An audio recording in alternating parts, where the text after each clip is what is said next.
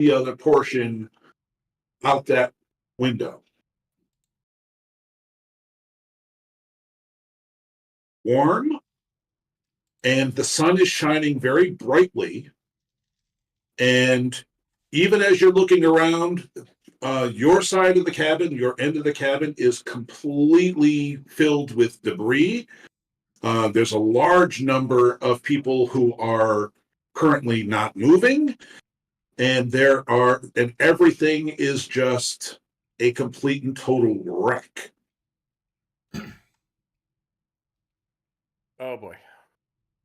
I told you the plane was going down. Damn it.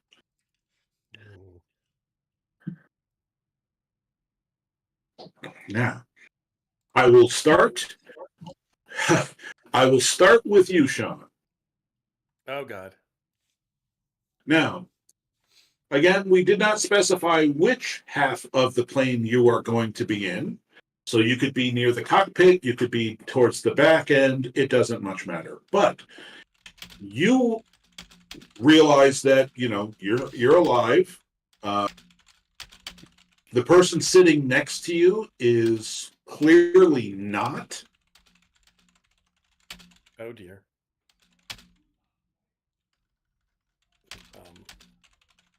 Just kind of looking over really quick and doing a quick pulse test. The person sitting next to you is not alive. What would you like to do, sir? Well, first I would make sure I can find my backpack, which I would have had with me on the seat. I mean, my rest of my luggage I would have put somewhere else probably, but yep, that's where my books are and my journals and all that stuff. So I'd try and find that if I can find it. I don't know how badly we got bounced around, or if I would have been able to hold on to that during it, or if it would have flown. So you could have. It's something fairly important to you. You probably would have been hugging it like a life preserver, but that's yes. So I might have that near me. I'd look around to see if I can see anybody else on the plane. Like, okay. I call out, can anybody hear me? Can anybody hear me? Like, What language? English. In English, someone UC Berkeley, and that's all I speak right now. So, all right. In English, someone shouts, is everyone okay? Can somebody hear me? One person near you, maybe like 2 rows behind you, in a British accent. And Tom cannot do a British accent and will not try. Goes, yeah, I'm alive. I don't think the person sitting next to me is, though. And you start. The person sitting next to me is dead as well. In the back of the plane, we have Robbie. Robbie, you are hearing voices coming from your end of the plane, from the other end of the plane. So far, it's all being said in English. However, one of the voices that seems to be making some sound is not speaking English. It is a female who is speaking French. Oh, dear Lord. So, Robbie, do you understand French? No. Okay. I can recognize it as French, but I do not speak French. Yeah. So, yes, you are aware of the fact that there is a woman in there speaking French. She is, of course, just by the sound of her voice, very, very scared, very, very afraid of what's going on. You look around, there's a couple, 1 or 2 other people that are starting to mill about. Dave, since you are typing, I don't want to put too much of a taxing on you, but uh-huh.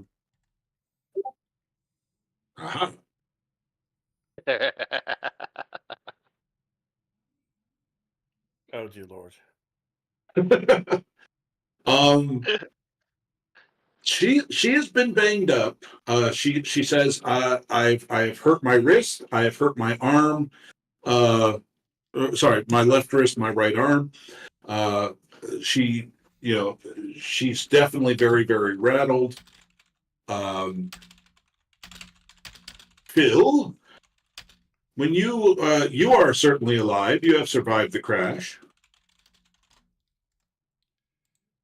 Yes, sorry, I had to unmute. I am. How far away am I from the people who are currently shouting? Well, there seems to be between player characters and non-player characters, there seems to be about 7 or 8 people who are currently saying something. Okay. I'm going to shout. I'm okay. Is anyone injured? Anyone that can be helped? As I try to unbuckle myself. And you're saying this in English. Yes. Saying this in English, several people, a couple of people will definitely be like, "Yes, of course, please." I'm gonna hobble to the nearest one if I can get out of my seat. If I'm, free to move about the cabin. I have a question. I forgot to ask. Is the plane appear like from where we are, from where we can see? Does the plane appear to be on the ground, or is it still hanging in the canopy, or what's going on? Well, when you take a look outside, it looks like this thing is supported. Both halves are being supported by a web of very, very thick vines. Yeah. Okay. So we're also in danger because this thing is hanging in the air. I do not notice that. I'm way more focused on, if anyone around me needs immediate medical attention. So I am trying to get up and move, but as soon as the plane shifts or shakes, if that happens, I will stop moving and suddenly realize that we're not on the ground. Right. As you guys start to move around, by the way, Phil, again, I don't know if you're looking at the general chat text channel. That's where Dave's typing. But yes, as people start to get up and move around, you are feeling the cabin sway a little bit. You're not hearing any stress from the vines. All right, but you definitely are definitely feeling this thing sway a little bit. Yeah, go ahead. From the cockpit, the door opens from the cockpit, and one of the pilots comes out. He has got blood trickling down to his forehead. He's got his radio headset around his neck, and he is definitely moving in a very, very uneasy way. He is once again shouting, "Is everyone okay? Please call out, and we'll see to you." And he's going over to the stewardess, who is her seat was right next to the cockpit. Tests her pulse, and then quickly moves past her. Okay. And I yell out because I don't know who would know this. I said, "Everybody be careful of moving because we're still hanging in the air. And the plane is not on the ground. So be careful if you move or shift weight." All right. At least people should know. Yeah.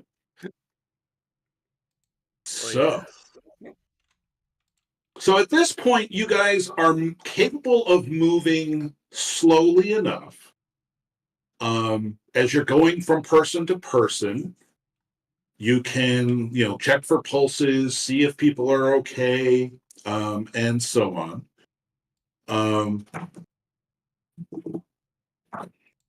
You guys are going to not only find yourselves, but there are 5 other people who are currently alive and responding to verbal commands, verbal responses. One gentleman speaks with a very heavy German accent. The young lady only seems to speak French. The British guy, well, he speaks English. You've got the co-pilot, who also speaks English. And the 5th person is this well-dressed gentleman in an off-white suit and a very nice tie. He's got cufflinks. and he did have a little handkerchief. Kind of on the older side, looks to be something like in his 50s. And when he starts responding to verbal commands, he's like, "Hey Doc, get over here. I'm hurt." Can you still hear me talking? I can. Okay. I moved my speaker from my PC to my little button sound because I got to take it with me. I have to go feed my kitty. Okie doke. But yes, when this guy regains consciousness, he is demanding that the doctor come and see him right now. You said see him, not the lady. Okay. Yeah.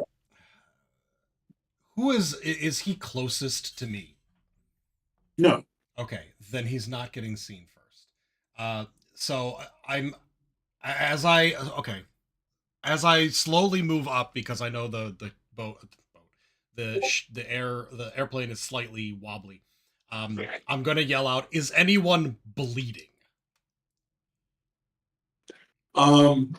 It takes the co-pilot a second to realize that he actually is, because he sees blood on his shirt. Mm. He touches his forehead. I think I am. You know that the French-speaking woman is. The Everyone else has got some bruises and abrasions. You guys are in the same category. You've got a few nicks and dings, but nothing like broken bones or anything else like that. Okay. Um, I'm gonna attempt to retrieve my medical bag from above my seat, which is really just a U.S. military medics, trauma kit. gotcha. And pull that down, and then slip over to the co-pilot so I can examine his bleeding Okay. wounds. One thing which will probably occur to you at one point.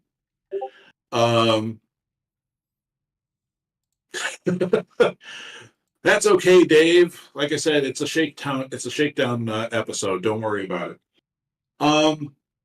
As you are making your way over to the co-pilot, you see that you see a couple of people who are breathing, but their breathing is very shallow, and it's also kind of got that gurgly sound to it. You you do like a 2-second diagnosis, and you're thinking, internal bleeding, punctured lung. This person without like immediate surgery is probably going to die, and unfortunately, you just can't do it. Right. Yeah. I'm capable of doing first aid at this point, and if someone has blood coming out of Yeah, their we're not going mouth, to trach somebody, I'm sure. I'm gonna save who I can. And right now the co-pilot, has a bleeding wound that is visible. That's could potentially become a disaster later, but I can fix it now. So he gets my first medical attention, and anyone who's bitching about that, I'll say, calmly, "I'll get to you soon. I have to save this man's life first." Yes, the guy who demanded your attention is like, "Hey, I'm hurt over here. Get over here and help me." If you're not bleeding, it'll be the same as when I get there in a minute as if I got there now. Just wait a moment, sir. He makes a couple of rude remarks under his breath that you can just barely hear. At least one is directed at your ethnic background. I make a couple of rude remarks about Krauts to the captain or the co-pilot. Goddamn. Now, mind you, the guy who's barking orders at you is actually an American, full-blown I'm super sorry. American. I thought he was the Yes. well-dressed gentleman who was in the German accent. No, the gentleman with the German accent, by the way, he has been white knuckling his armchair or the armrests since the whole darn flight. He is very rarely spoken. He has sat there pretty much the whole thing with his eyes shut and just gripping his armrests. The stewardess has been seeing to his anxiety a little bit, but he has said very, very little throughout the whole flight. The guy who's causing you grief is this stuffed shirt, clearly an older guy, out of shape, who's just like barking orders. Gotcha. But he is a man of some means, as you could just tell by how he's dressed. Gotcha. All right. So we have Phil that is seeing to medical needs. Robbie, what is it that you would like to do now that you're starting to get a general idea as to how who's alive, who's not alive? You've got the both halves of the cabin, which are now swaying slightly. What's on your mind? I was gonna go and help give. I have some first aid training as well. So just Okay. basically just battlefield. All right. Nothing. Basically just triage and first aid is what I could is Okay. is Yep, my me extent. too. I mean, I was in the military too. As I was in the military as as a scientist, so they would have had basic first aid for me, but that's about it. Now, if you actually do have a first aid kit or some other medical supplies somewhere in your personal belongings, you clearly have immediate access to antiseptic and clean bandages. If you do not, you could probably make do with strips of cloth and any alcohol that you find in the cabin. That's what I was going to do. Makeshift bandages and alcohol in the cabin because it's a DC-3 in the 40s, so there's alcohol. There's There'll be alcohol. vodka somewhere. All right. So, And, since I'm all well, I'm also a veteran, but I'm a veteran of the First War. you're old. Yeah, I'm almost 50. Yeah, I was a veteran of World War II, but I was enlisted as part of a research team for like scientific stuff. So I wasn't like in combat, so I would know how to use it because a basic training would have had that. But my character, William Braun, is wearing his officer, like his soldier's uniform, his dress uniform. oh, okay. So he very clearly is a World War II vet, and he actually has a patch for medical. I have a first aid kit because I have one in my backpack, but all right. No, I've heard it has from basic stuff in it. I've heard from the bilingual passenger in the back, and I'll just shout out, I have one. If you have one, gather it together. We may need it. More people will need help. Okay. Anyone else with medical attention or skills, please, address the cuts and bruises around you. And Yep. I'm going to focus on the co-pilot here. I mean, do any of the dead people look like they have clean shirts or clean outer garments that we could rip up to make bandages? Easily. I mean, you Okay. got you right And now. so- You guys are not in a. You guys do not have any shortage of bits of cloth and alcohol. And we'll So look around to see, like, I'm sure the stewardess or somebody would know if she's still coherent. She might know if there's storage for the hard liquor that was on the plane. So bourbon, whiskey, vodka. Any of those would have enough alcohol to get the stewardess did not make it, unfortunately. Oh, okay. Probably if we know where they No. go. I mean, it's usually pretty clear on it a would be plane the where galley. the galley is. So Yeah. we'll go to the galley Yep. and look for stuff if we can. Absolutely, you definitely have a whole lot of alcohol miniatures, whiskey, brandy, and wine. I have a they're couple sulfanilamide tablets. Say that 3 times fast. I can't. It's Yep. a disinfectant tablet that I pour over Um, open wound. Yeah. Now the alcohol minis in this day and age were in little glass bottles, not plastic ones. So some of them have been smashed, but you definitely have a large number of them that are still there. Like I said, you got whiskey, brandy, and Maybe we can wine. find some kind of like some kind of bag or some kind of little tray or something like that we can put them in to Easily. kind of protect them and keep them separate Absolutely. from the ones that are smashed, so they don't no more get smashed, and then we can carry them around and use them where we need to. All righty. So, the triage is going to take around 30 minutes, maybe to an hour, just because you're moving slowly. You're trying really hard not to rock the, Oh, yeah. the dangling Yeah, I'm bits. looking to see like what is our situation above ground to how far are we above ground? How stable does this thing look like that we're Well, sitting on? I mean, well, during that triage time, at least one or two of you had an opportunity to look outside, and you seem to be dangling in the air somewhere around 50 or 60 feet off the ground. okay. So if we The fell out, terrain, it the probably local wouldn't kill us, terrain but it is would hurt a whole lot. Okay. the local terrain is lots and lots of jungle. Yeah. And it is, you don't see any clearing. This is very, I mean, while the players certainly know that you're not on in where you ought to be, you guys are thinking, hey, this looks like South America.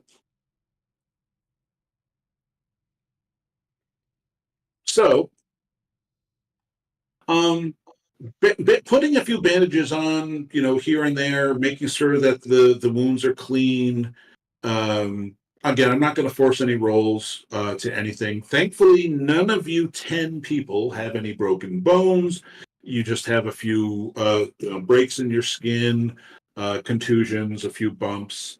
The German guy, who is basically still sort of like panic stricken, is not moving, but he does at the very least, want to. He does want to help, so he's moving even slower than you guys. Who knows German? Anybody? Yeah, I speak German.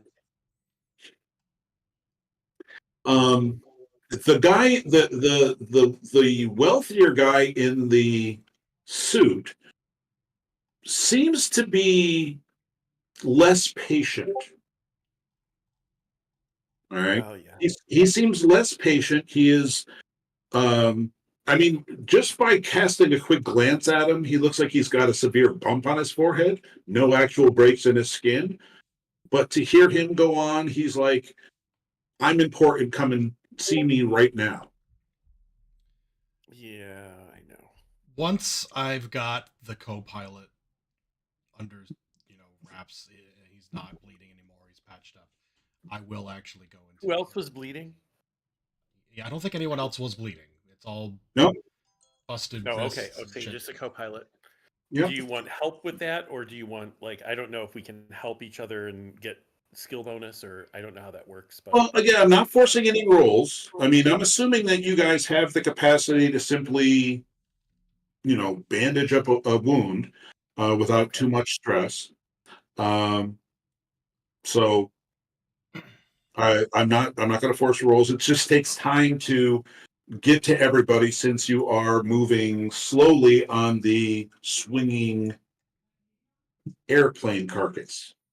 is the co-pilot lucid, or is He he? is. He is, definitely took a severe bonk on the forehead, probably to the yoke. When they crashed, whoever was seeing to the co-pilot, which I believe was Phil, Yeah. you cast a quick glance into the cockpit and see that the actual pilot is motionless in his chair. He's slumped forward. The co-pilot will tell you he doesn't have a pulse. Okay. I asked the co-pilot, "Do you know about where we were when we started going down? Like, where was our location? Do you know where we were? What we were We had over just crossed. We had just crossed over into Colombia. into Colombia? Okay. Okay. Now I realize that you guys are not going to remember this, but I will post something later.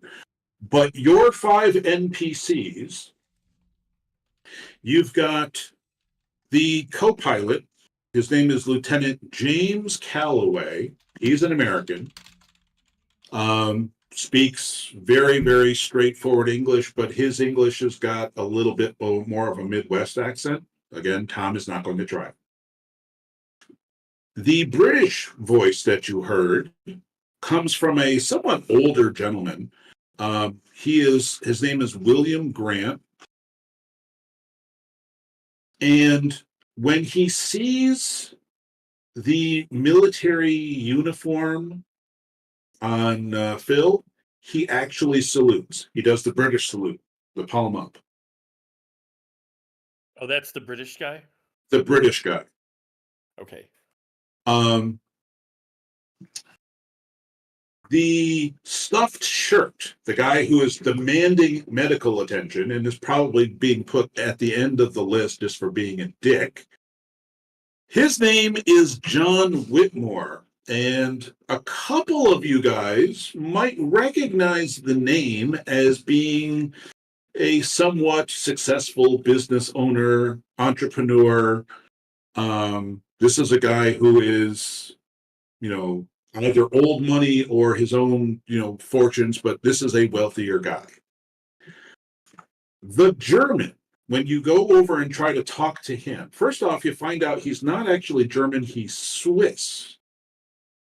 And his name is Hans Brenner. And the young lady who only speaks French, her name is Elise Dubois. And as I said before, ChatGPT did all of this stuff for me, so I didn't have to. Yay! So again, I know that you won't remember those names, but I will post them. I will put a little, note for you as far as like who these guys are and what they can do. I'm writing a lot of stuff in OneNote, so. Hans' last name was Brenner, Brenner.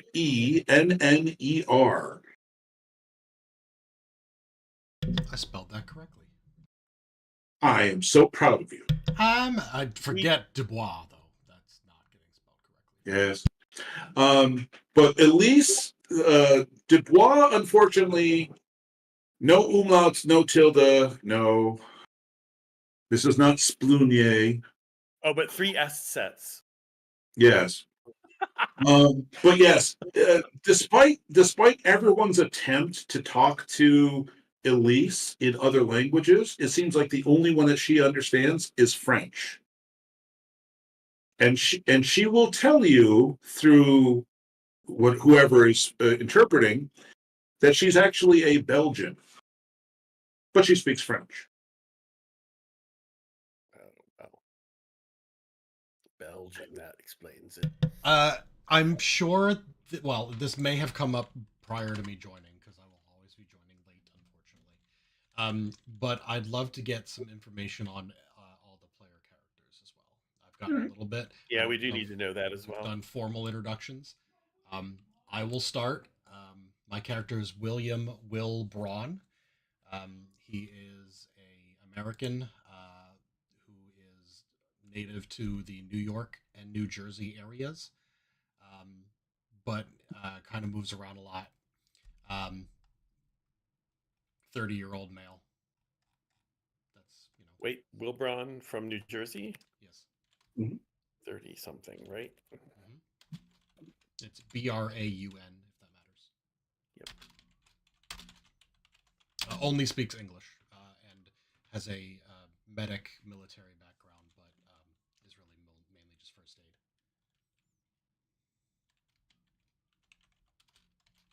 And of course, I'm Phil.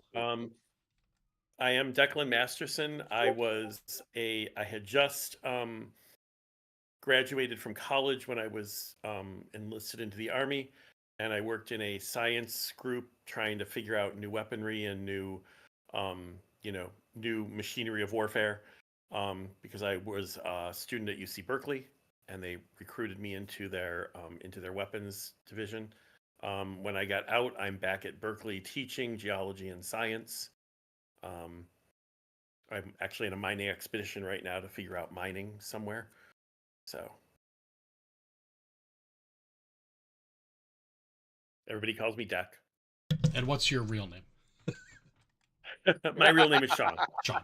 Okay. Oh, terribly sorry. That was awfully rude of me. Has everyone met each other? Not really. Okay. All right. So I'm very sorry. So let me get that out of the way. So Phil is our Captain America guy with the headset. He is playing from North Carolina, where yes, he's not getting snow today, but that's okay. Dave is the person typing, and unfortunately, right now he'll just be a few lines of text, but that is Dave. Sean, you just met, and Robbie is personally without a camera or just choosing not to use it. But say hello, I do Robbie. not have a camera. Robbie does Robbie. not have a camera.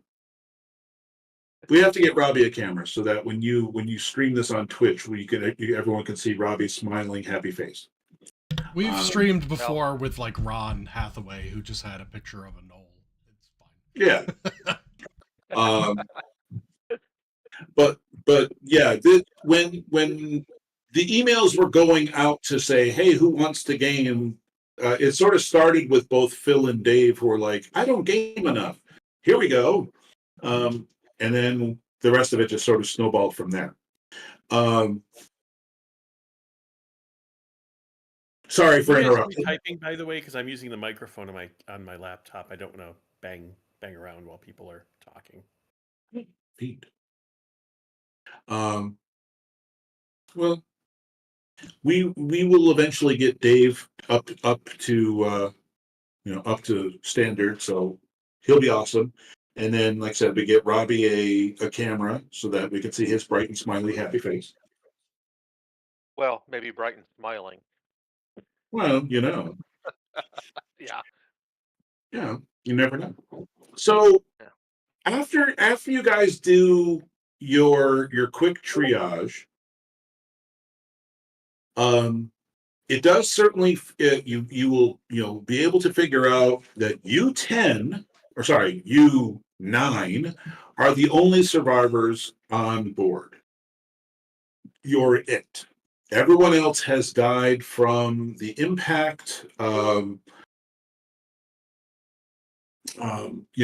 large number of them have internal bleeding. Some of them were actually punctured as during the crash by like a tree branch that was going through the window and it speared somebody.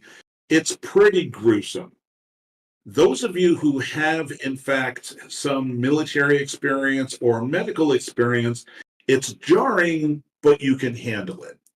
If you have no military experience or medical experience, you probably want to retch at least once during the whole thing. It's terrible situation. All you have to do is go to the split between the two halves of the cabin and just heave over the side. It's perfectly fine. Okay, but it's not a very comforting thing. And So- then time it to see how long it takes to hit the ground. Yeah. Now, during all this time, it certainly feels like you guys are stable, even though you've been moving kind of slowly. Okay. This thing, you're not hearing strain in the vines. You're not hearing anything to indicate that you are like immediately doomed to drop. But so the 60 minutes go by, you have bandaged everybody, determined who is still alive. What is I next? look around in the plane. Do we see any kind of like ropes, or are there like, I don't know, in a DC-3? I'm not sure what the DC-3 looks like. Is there a cargo netting in the back for it? I don't think they had an underbelly. I don't know. No, that's true. You don't know what a DC DC-3 is. I mean, the only picture of a DC-3 I have is a one from the outside. But let's see if I agree that we should get down on the ground and probably away from where this is in case it falls. So I'm going to try and look for like what materials we have available in the cockpit or in the back of the plane. Maybe is there a hatch to go down into the cargo and see if we can get Usually cargo holds usually have nylon or polyester netting that we could like use to create some kind of ladder to get everybody down. Yes, that is your plane. That is a DC-3. It's not a big monster, but it's a nice one. Also, all the right, so- doors would probably have some kind of exit stuff in them. I don't know what they had in the old planes. All right, so I'm not going to give you an absolute full inventory just yet, but I will tell you that there are some things that might catch your eye when it comes to your current situation. First off, the galley, you have got large quantities of food and drink that still have not busted open in the break, so you have a lot of food. Same thing with water and so on. Each of the seats does in fact have a life jacket. Now, mind you, that doesn't save you when you're 50 feet off the ground, but there's plenty of life jackets. There are in the cockpit, there are emergency flares. There's one fire extinguisher. There's a couple of first aid kits around the place, but the cockpit also has an emergency axe that is mounted on the wall. Okay. There are throughout the whole cabin, there are blankets. There are various tarps. And as far as rope goes, the best thing that you probably can do are the seat belts. Yeah, the seat belts we can make into something maybe. Yep. Do we so I would assume is our luggage in the plane or is it somewhere underneath the plane? It is the passenger and crew effects are most of them are with you, but if you go into the actual cargo hold, yes, there are some things in there, some wooden crates, a large number of mail bags. There are branches and tree trunks that are close, so it's not just a total free fall, just 50 feet down. If you wanted to, you could kind of like climb down carefully. That would require a roll, but depending on whether you're trying to get yourselves down or the plane down or both. Yeah, I don't think we want to get the plane down while we're near it because it could fall on us. There could be a lot more death. I think our best bet is to well, we could get the plane down by climbing above it and then just start cutting vines. Yeah, that's true. We could dump the plane on the ground. That might give us housing too. That would be one way of doing it. We could at least put one section on the ground, maybe but both might fall. I have a question about so I'm assuming we can poke our head out of a window or a hole in the plane to see the fact that we're about 50 feet up. I'm going to look up and see how tall the trees that we are tangled up in are above us. Oh, how tall they are? Mm-hmm. You must have fallen through about 100 feet of really, really dense tree branches and foliage. Okay, so Dave makes a good point about the fall. There's still fuel on the plane too, which is a worry. Oh yeah, there is. That's a problem. Yep, that's a very good point. Definitely, the shelter idea was key there, though. But I'm looking up, and I'm seeing that I've got about 100 feet up until I reach the canopy. So I was hoping to maybe get the fuel's actually the fuel's actually in the wings. Oh, really? Say that again, Robbie. I'm sorry. The fuel should be in the wings, but the fuel should be in the wings. Yeah, are the wings still on the plane? It wouldn't be in the fuselage. The wings have in fact broken, but the engines, where the propellers are, they're still attached to the cabin. So the fuel is, if you're currently not smelling or seeing it leak, So Okay. it could be that it is it's been contained, even though there are some breaks, or maybe it's already drained out. Um,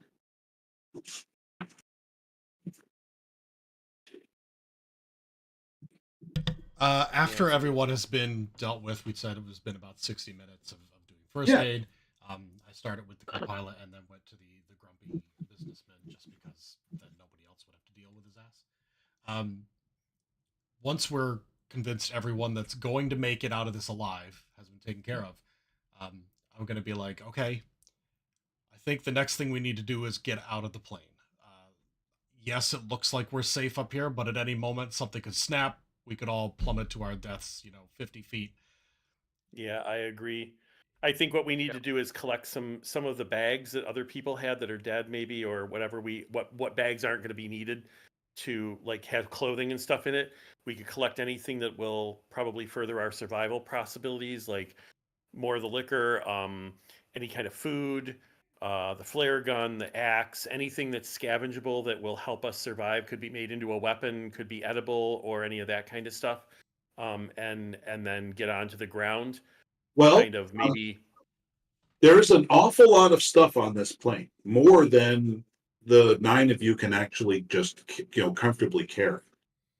Yeah, If you wanted to take the time, you could probably go through grabbing stuff and lowering it down to the ground. yeah, that's that's what what I we was want to do suggesting. is lower bags to the ground and then follow them down and then drag it probably a good 100 yards from where the plane is, so it doesn't crush us if we're underneath it, and Do then. you wish to do that now, or do you wish to come back to the plane at another time and do it then? I think anything that is going to be like extremely useful, high priority Yep. shit, we want to get out now. And some things Yep. are just going to be fine if they fall 50 feet. For example, the Alright. axe. Yeah, I mean, some of You it'll be toss the fine. axe out the window, it's going to land on the ground. It doesn't matter. All right. A suitcase full of clothing. Toss it out the window. It hits rough. Whatever. The clothes are fine. So I did not prepare a full list, but I will summarize for you. In the galley, you have a good number of sandwiches and tinned meat. They were served to you throughout the whole flight. They all survived. You've got crackers, biscuits, dried fruits, a few hard candies, sugar cubes, tins of coffee and tea, even a few bottled soft drinks, lots of alcohol minis, a couple of cans of evaporated milk, all the condiments you can imagine, and then you're down to metal trays and utensils. So, Yeah. food-wise, you're good for a little while.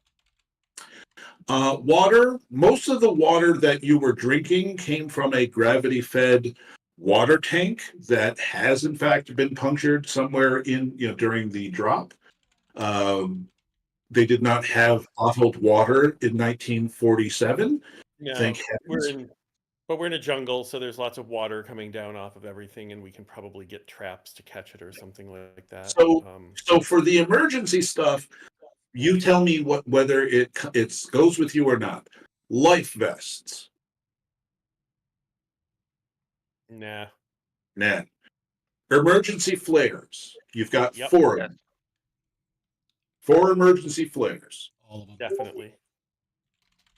All right. A single fire extinguisher. It is CO2. Probably not, unless anyone can think of a reason we would need it other than putting out Yeah. fires, which I don't think is going to be a main I mean, problem. it can technically be used as a weapon. There's going to be a lot of stuff in the jungle too, so that's All a right. concern. There are two fully stocked first aid kits with bandages, antiseptic, aspirin, and smelling salts. Absolutely. 2 of Top those. of the list. Obviously, yeah. You have the emergency axe. You have survival blankets, which are fairly heavy. They're heavy cotton, but you are in a jungle.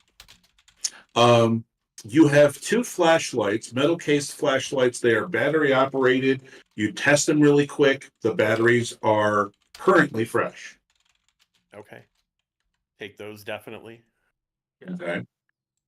The seats themselves have have seat covers, which, if you wanted to, could probably be fashioned into a tent.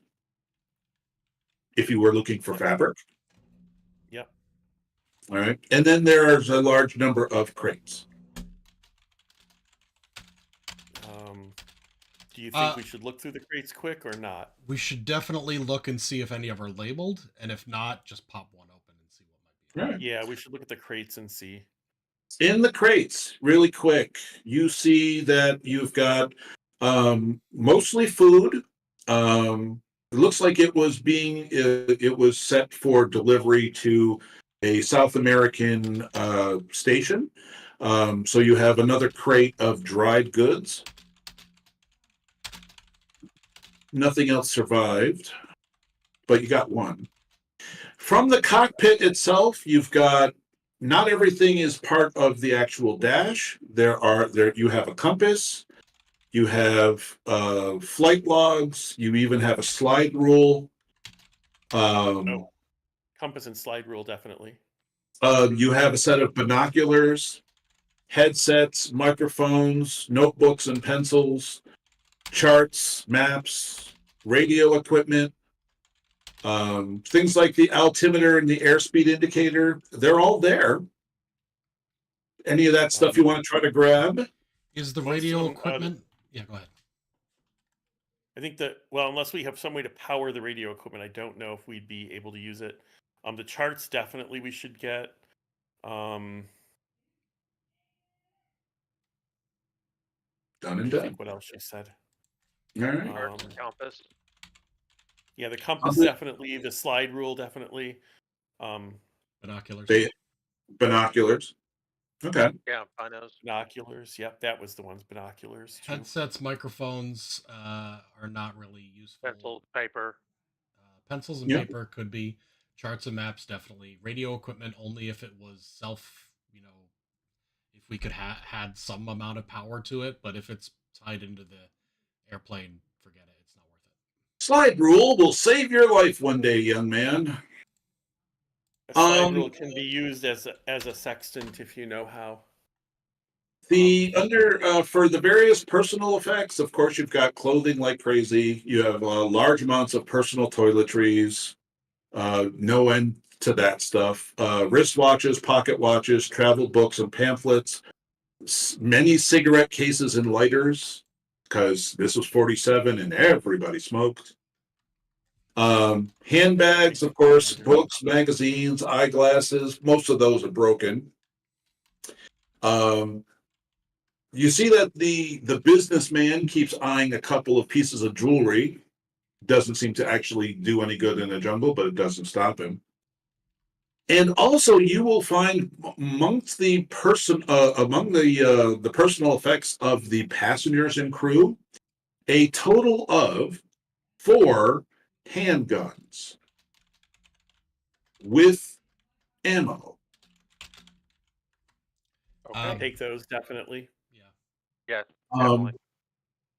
You even found one older lady. She was probably like in her 60s, but she had a tiny little handgun in her purse. Saturday night special. Guns were very common back then, and everybody carried them on planes or anywhere then. I mean, it was... We don't need no stinking TSA. Nobody cared. It is also very, very common that you will find a large number of small folding knives or switchblades or something to that effect. Even 1 or 2 people have the little Swiss Army knife. No offense to the Swiss. And in the cargo anything like that, knives and lighters. Are there any packs of cigarettes around? Lots. Okay, we take probably as many of those as we can stuff into a bag or something. Those make good fire starters. Yep. As far as the ammo, Dave, you are getting 45, 38, 32.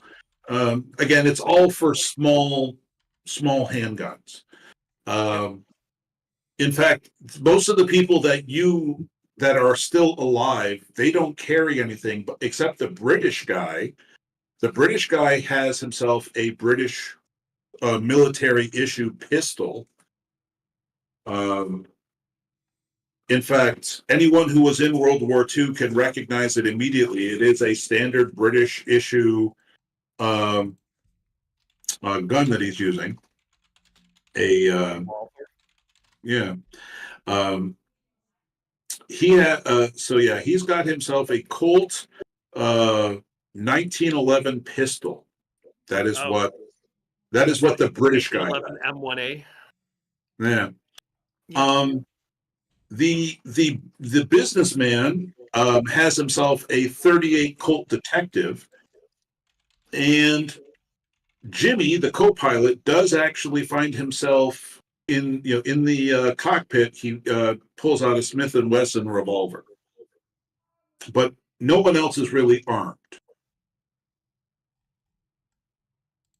So yes, you have plenty of guns, plenty of ammo, just by scrounging the bits and pieces from all of the various people. So you guys should be safe for guns. Now, mind you, they're all handguns. No one here was a traveling hunter. So you're not finding rifles. You're not finding anything larger than just you have 6 shots, make the best of it. We have a 45 caliber, we have a 32 caliber, and a 38. Yeah. Okay. You have pistols in any shape and size you can think of, including while he wasn't carrying it on his person, but down in the cargo hold, the Swiss gentleman pulls out a Luger. Oh, a 9mm Luger. Nice. He had it in a box. None of those are good for distance, but at least we'll have something at close range. Any of the items that are carried or clearly owned by the passengers here that are not us, I'm not even writing down. That is their shit. Yeah, if they die, then certainly let me know. But you guys are between all of the passengers. You guys are again going to have a lot of stuff. Unless the other pistols that you mentioned, are those people who were dead or living? Dead. Okay, so the 9mm is the Swiss guy, which is fine. He's still alive, yeah. So he's got that, and we're fine. But yeah, you've got some 32s, you got some Colts, you got a couple of Derringers. I mean, as you said, guns were not uncommon. So especially post-war, they were everywhere. Yeah, so a lot of these passengers were in fact carrying. They may not have been loaded in the bag, but you'll have a lot of ammunition scrounged together. If you basically, Tom, the person, is simply not going to rely on counting bullets for the rest of this adventure. So unless you decide to find a brand new weapon that is not going to use this kind of bullet, let's just say that you've got plenty.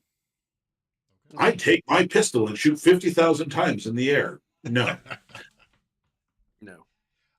Okay. Let's prioritize certain things that we're going to lower to the ground. Things that are, likely to break, we will lower down using rope made out of seatbelts. But while you guys are working on that, William's going to be evaluating the people that are alive and which ones are going to be capable of climbing down on their own. And which ones we'll have to lower down. And which ones are either injured or simply too unhealthy to climb 50 feet down a tree with vines.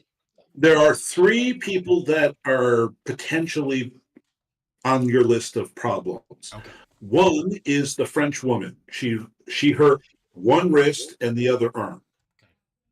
So if you ask her to hang on to something and climb down, she may not be able to do it. She hurt her arms. Okay. The pilot, you think, might have a small concussion, slight concussion. He did bonk his head on the yoke of the plane. You might need some assistance with him. And the business guy, Whitmore, is terribly out of shape. This man has not done a physical activity in ever. Yeah. However, the Swiss guy is kind of small and wiry. He seems perfectly fine. And the British military guy, he's almost like, get out of the way. I got this. Yeah. Yeah. In fact, the British guy can't help but have a tiny little attitude towards the Americans, just because of the fact that World War II is over, and well, you know, stupid American showing up late for every war. Yes. You know, I said we were going to lower stuff down first, but actually we need people down there to unhook the stuff. All right. Yeah. So, yeah, we're going to have to cobble together like a harness, and probably send down the lightest person, who's probably the Belgian woman, Elise, first. But we're going to make sure it works. Well, also, just to let you know, in the that's easy, cargo dude. hold, if you guys, if I didn't mention this, but in the cargo hold there are those like webbing things to sort of like Yeah. keep the boxes from sliding around. Gotcha. Yeah. Yeah, we could make like a kind of a like a ladder out of it, or a hammock. A hammock. Well, yeah, we can make that out of it, or we can use some of it to make something like almost like a obstacle course ladder out of it, and then a boarding ladder, and then the other parts we can make into a hammock or into a harness that we can lower somebody down on. I doubt we have enough to make 50 feet of it, but you know, something. Right. Maybe not. Yeah, it depends. Yeah, we could probably make something like a basket to put somebody in, or to hold somebody Easily in. done. Okay. So yeah, if you want to, you can fashion one of those cargo webbings into just a like a pouch to sort of hang people from, and just lower them down. Sling somebody down, yeah. Yeah, so they don't actually have to hang on to anything. They could just say, "Hey, we're just going to put you in the webbing and go." Okay. Yeah. That's the goal. All and right. And then we'll lower Elise down first. And then once she's safely to the ground, she can get out. She can give us a signal. We'll pull it up. We'll get the next one back. Yep, she waves at you. You get the pilot down. Pilot down next. All the while, the businessman is like, "Me next, and you're like, We want to make sure that it doesn't break. I would have sent him down first to make sure it would hold. It'd be a real shame to lose you, sir. Anyway, like I said, I'm going to keep mentioning this. Me, and I'm an asshole, so I'm fine. Hey, I'm going to keep mentioning this because again, ChatGPT decided that one of the survivors was a dick. It told you specifically, make one of the survivors a total dick. Hey, I never once told the AI. That is one we should put him first to make sure it works for everybody. But no, the AI decided, hey, this is the personality of this guy. He's an asshole. Great. Great, thanks. Thanks, ChatGPT.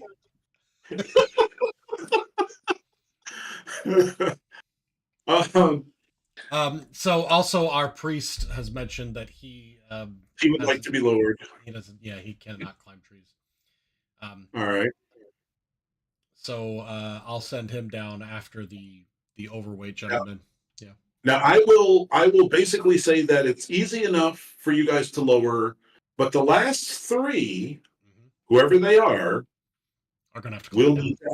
will actually need to climb down, because the other two will not be able to support the third, all the way down. So the last three actually have to climb down. Yeah, that's why I'm lowering the people who can't possibly climb on their own first, and leaving myself and probably two other of the able-bodied men up here. Now, the British man is more than happy to be one of the last three. Okay. I'll volunteer myself and him, and then look at the remaining people, like who else can climb down on their own. I can definitely climb.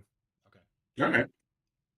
So I would like those last three to make me an athletics roll. Now, again, you can either take your average because you're not being rushed.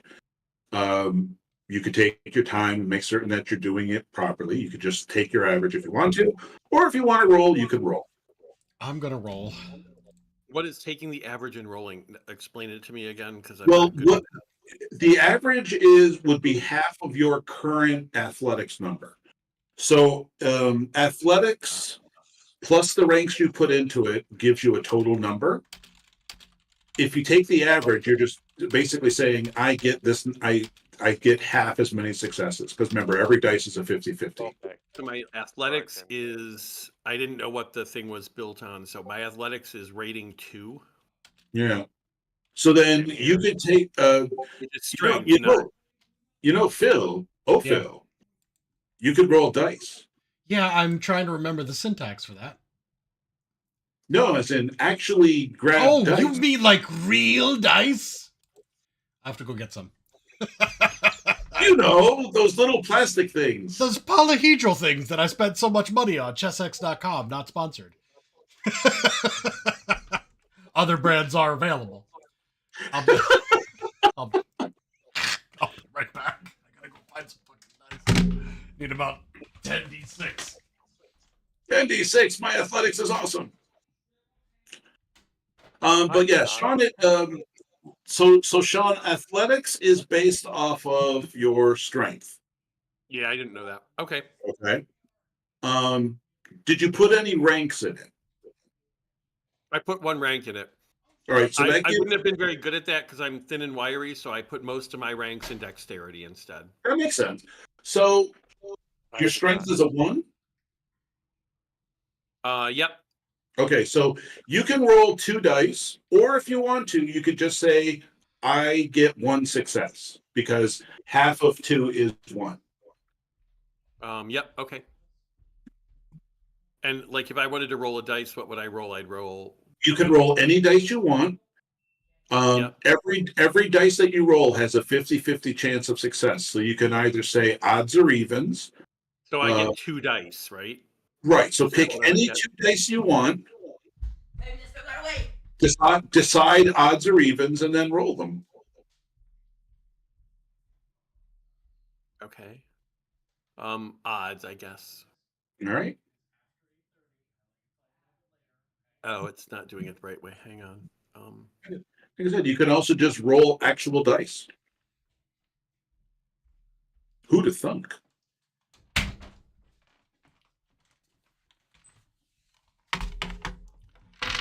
For the short term, I merely got a set of dice because I can't find my fucking ChessX bag of dice, but they're glowing. I got glowy dice. That So is pretty cool.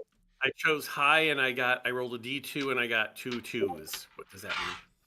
That means that, so each dice generated a success. Okay.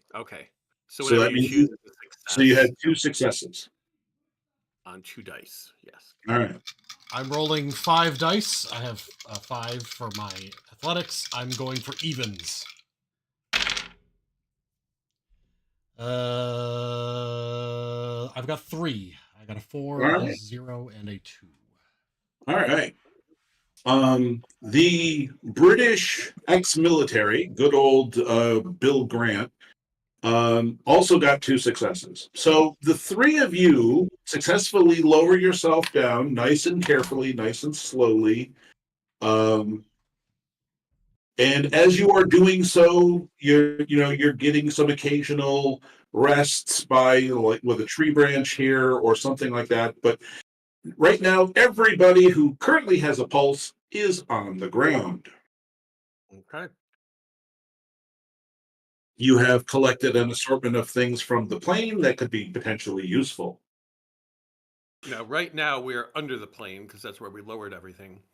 It is My suggestion is we move far enough away that if this thing falls out of the tree, we're not going to get it on our heads. easily done. And we scout around for a place that looks level, maybe has some kind of protection around it, like enough trees or something that we can kind of Well, tree wise, you are loaded with trees, so that's not an issue.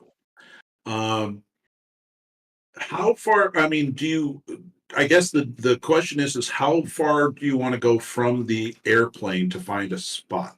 Are you going for expediency, or are you going to take the time to look for something that is like perfect? Not perfect, but we just need somewhere like a clearing where all of us can gather and we can put our stuff all together and, maybe has we can see the plane and we can see around us a little bit just to know if something's Okay. coming, like a panther or anything else that might be Well, inside this woods. you will need to clear some of the ground cover away, just because of the fact that as a jungle, it's not like Mhm. a pine forest where there's nothing actually on the ground. Yep. So you guys do in fact clear away a little bit of spot. The ground is relatively soft. Yep. Okay. But yes, you guys should. We got And the you axe, kind of like clear some brush away and maybe get, like a clearing hacked out of it, so there's a place for us to kind of. and you have six, and the plane is still within sight. You are not directly underneath it. Okay. All right. We And want you to be still have downhill from where we want to be uphill from where it'll fall. Yep. and you are what you call it, still at the base of several tall trees. Okay. Good. All right. Good. All right. Now, if you want to set up any sort of tent or shelter, or try to use some of the materials that you have to create that, that will definitely take some time, as you are, this stuff was not really designed to be tents, but you could rapidly try to fashion something. It's just going to take some time to do something. Being a jungle, is this a rainforest jungle where everything is kind of damp and wet? Yep. Is there any dry material around that we can find, or? It feels mostly rainforest. It's very damp.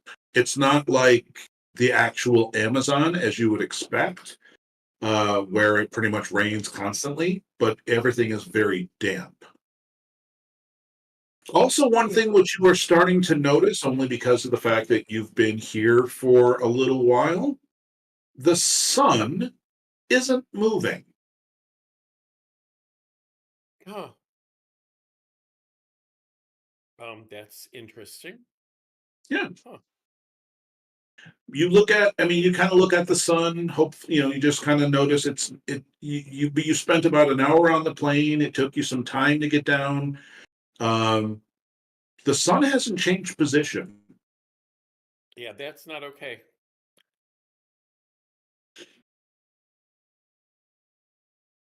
Unless somebody said stop the world and let me get off. Yep. When you check your pocket watch time, you guys keep it wound, and several of the passengers had watches as well. So you think it should be like 6 o'clock or 7 o'clock at night. The sun, at the very least, should be getting closer to the horizon. This thing looks like it's midday.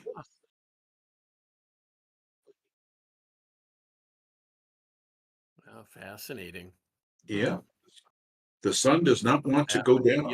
That would be an interesting thing. All right. So, who wishes to assemble a camp? Or who is putting together the camp? I'd like to try and get a fire started if that's even possible, but Oh, you guys have lighters. no, but we got a burnable stuff too. Yeah. We can use some Have a cigarettes jungle. to start the fire, but we got to have some wood or fuel for it. I don't know what would be here that we could We get. have a jungle. You have Yeah. material from the jungle, certainly, but you also have a large amount of wooden crates from you didn't lower them We down, can take some of the wood from the crates and stuff, and we can use that. and lots of paper. Yep. Yep. I'm assuming also you lowered a lot of the food with you.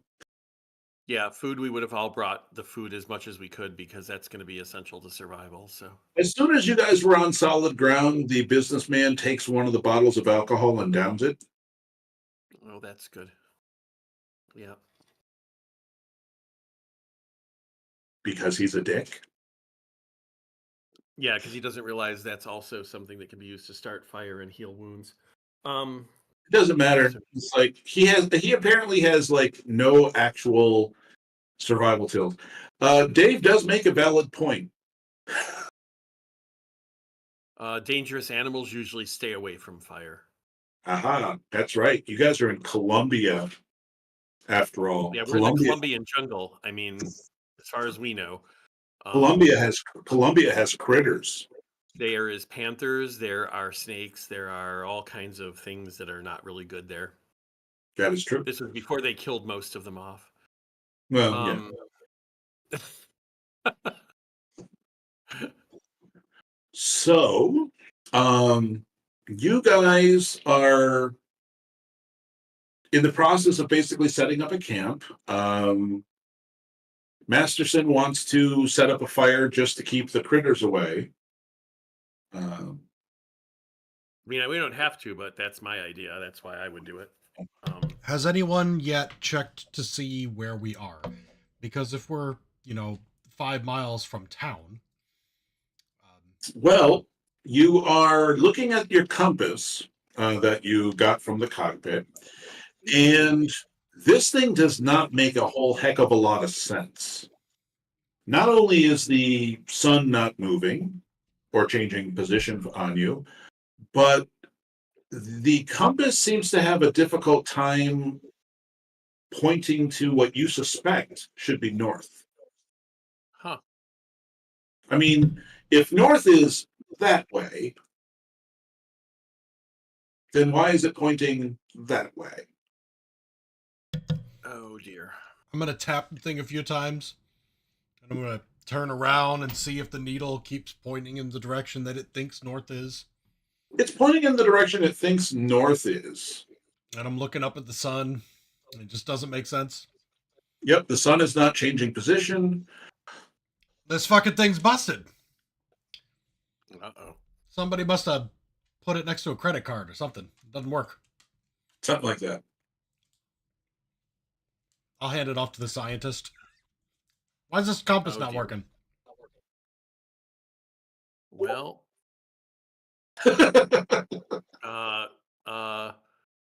Sorry, Father. I I learned to have my swear during the backpack? war. do I have my backpack? You do? Okay, so I get in my backpack and I get my compass out. Does Uh-huh. it show the same preposterous thing? It does. The same. So I said, I don't think the compass is defunct. I think magnetic north is. Well, that doesn't make any sense. It's probably just because we're in Colombia. I've never really been south of the equator. Maybe there's metal here, near here somewhere. I don't know. Maybe there's something You we know, don't know. You're also below the equator, so the water goes down the toilet differently. Exactly. This is fine. North is definitely that way. Oh, not that far. So that means we were flying, and then it doesn't make any sense. I still don't understand it. It doesn't. We're south. If we're south of the equator, we're not in Colombia. The co-pilot, that was my mistake. But Jimmy, the co-pilot is like, that compass was working. We tested before we take off. So even he's looking at it going, I don't understand it. It should be pointing in the right direction, but it's not. Yeah. Well, it looks like we're screwed. With the compass anyway, but not in a good way. Now, so Jimmy tries to recall what happened in the cockpit because the priest mentioned it. The very first thing that we noticed was that the altimeter started to act extremely strangely.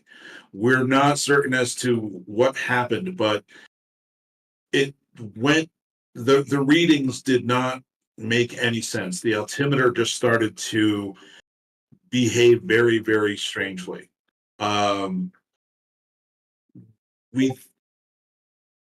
Altitude, height, distance off the ground. Our forward airspeed started to get affected. We were still at the nominal engine power, but our forward propulsion was slowing dramatically, and our airspeed was slowing down. We don't know.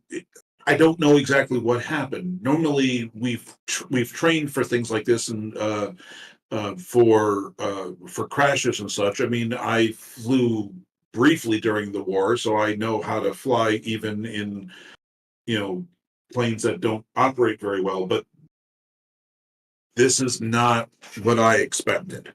I've never encountered anything like it.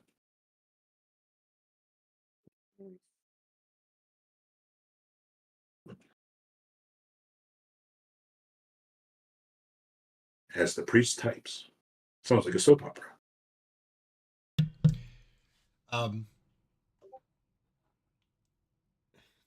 Oh, he is not lying.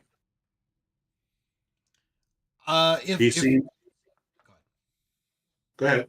If the compass isn't working, then I mean the next best thing to do is get our bearings. It's kind of flat and then just trees, right? There's no hill, mountain, or anything like that nearby. Someone's gonna have to climb up the tree, use the binoculars, look around, see if we can see any sign of civilization. We'll make toward that. Yeah. All right. Also, one thing: how many of you took survival as a skill? I did. If you have survival, nope. Yeah. All right. Since you guys collected all of the navigational charts and maps and everything from the cockpit, give me a survival roll to look at the terrain and see if you can just use that to figure out roughly where you might be. I've got an average of 3. I will take the average on this. You will take the average. All right. Okay. Rolling for even. Huh. 3. 3 is good. All right. You guys have to sort of converse with each other. And at one point, the Belgian woman even takes a look at the map, and she's looking at it pretty well as well. She actually has a 6 survival. She's impressive. So even though you need her to be translated by one of the French speaking, you guys don't think you are in Colombia, or at least not according to the maps. You're looking at the terrain types, you're looking at the changes of elevation, you're looking at where all the mountains have been placed on the maps, all that types of stuff. You don't think you're in Colombia anymore, or if you ever were. Tom, some of the magazines we collected. Actually, I think I have one. Hold on. I think one of my items in my inventory is a travel magazine. Yes. Specifically for where I was going. It's Holiday. I have a copy of Holiday with a special on Colombia. So I'm going to open that up and look at it and look at some of the plants that are nearby and see if they look familiar. Just to confirm or deny what we're saying is that we're not in Colombia. Sean, do you have any sort of animal or plant science, or are you all mostly a lab scientist? Most of my science is geology.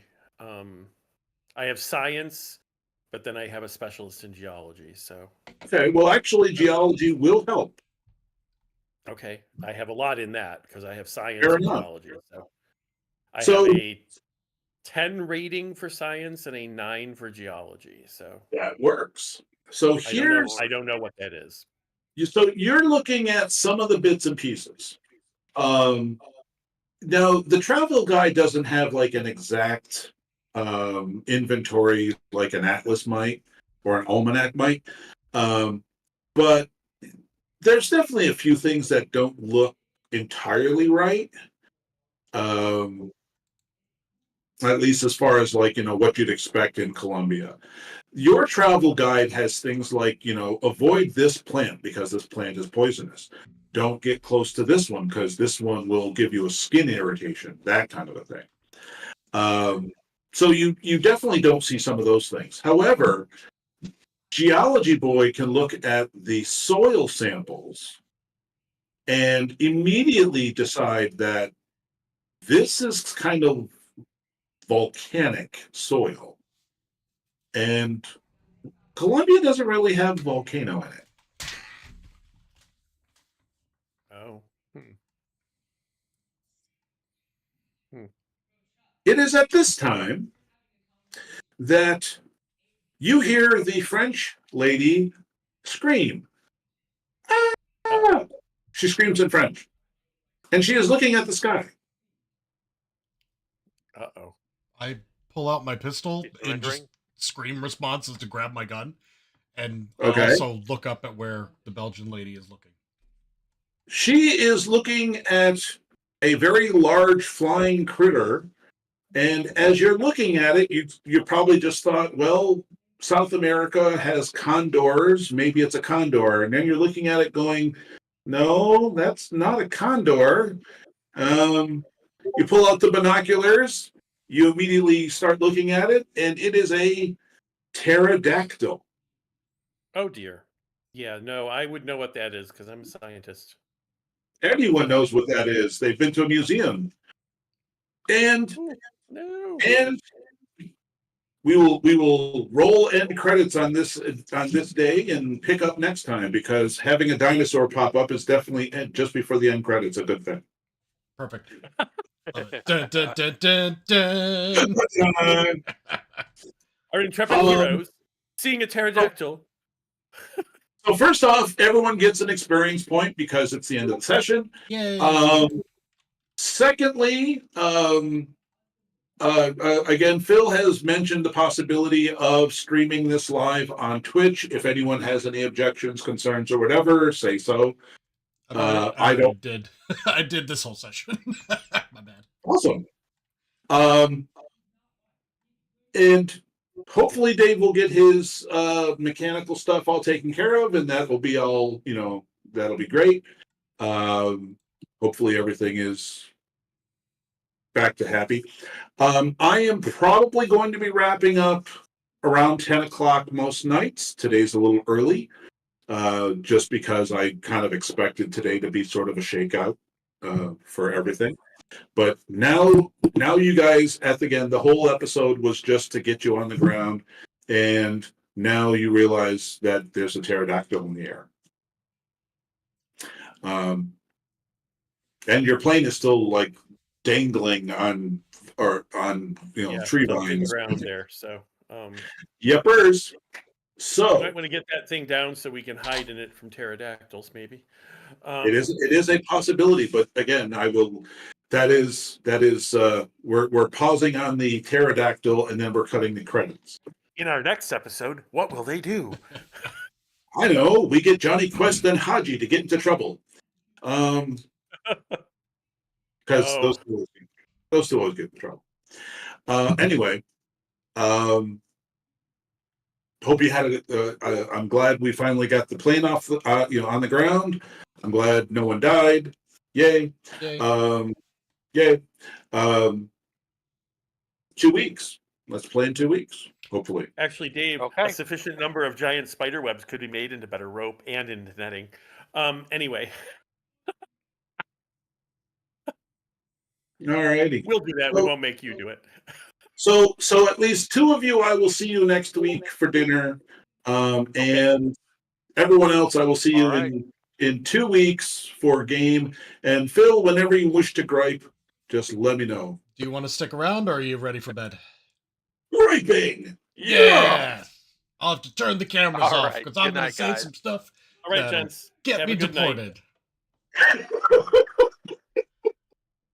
See you all later, boys and girls. Bye, everybody. Hey, Dave, in game, or do you want? Should I call you on your phone? Uh-oh, they're going to talk Fallout 4. Uh-oh. All right, I'm going to end the stream. I think I have your number. Let me